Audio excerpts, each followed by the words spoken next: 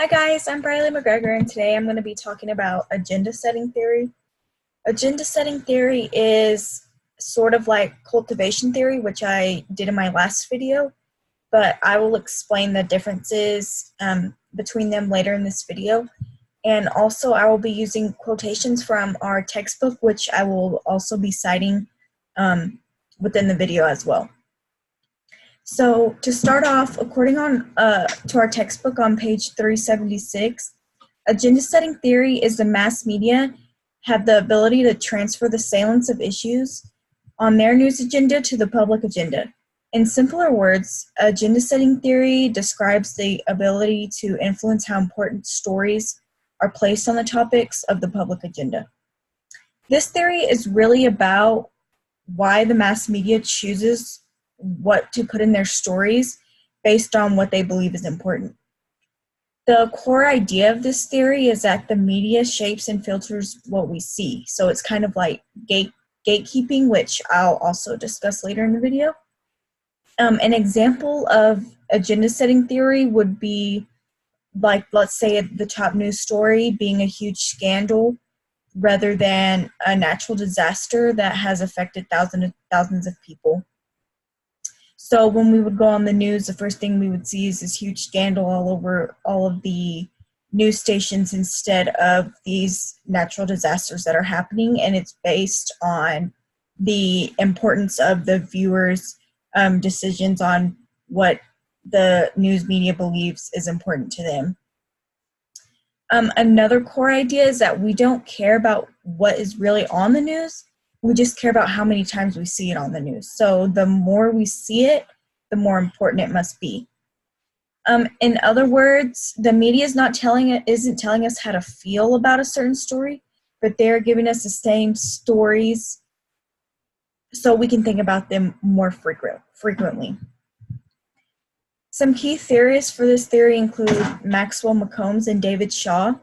And because of them, this theory was founded in 1972, is what it says in the textbook. They founded this theory by doing a survey during the 1968 presidential election. And furthermore, on page 376 of our textbook, it reads, agenda setting theory boasted two attractive features. It reaffirmed the power of the press while maintaining that the individuals were free to choose. These two theorists measured the public agenda. So this is just the basic patterns of the news stories and their length. They then measured the position and the length of the story. One of the critiques for this theory is that it's hard to measure because people are constantly changing their minds. If someone has their mind made up about an issue, they won't pay attention to anything else regarding that matter. This theory is hard to measure because there are so many inconsistencies. So like Shaw and McCombs did with their survey, if you give that survey to the same group of people a month, 2 months later, you're going to have some inconsistencies with the answers just because people change their mind so frequently. So, like I said in the beginning, this theory is similar to cultivation theory. However, this theory is telling people what to think, while cultivation theory is just showing us how we view these issues. Agenda setting theory has a lot to do with framing and the index of curiosity. Framing is simply like agenda setting theory, but framing focuses more on the topic of the news story. The index of curiosity is just a measure of interest. So the traditions of this theory, they come in two forms.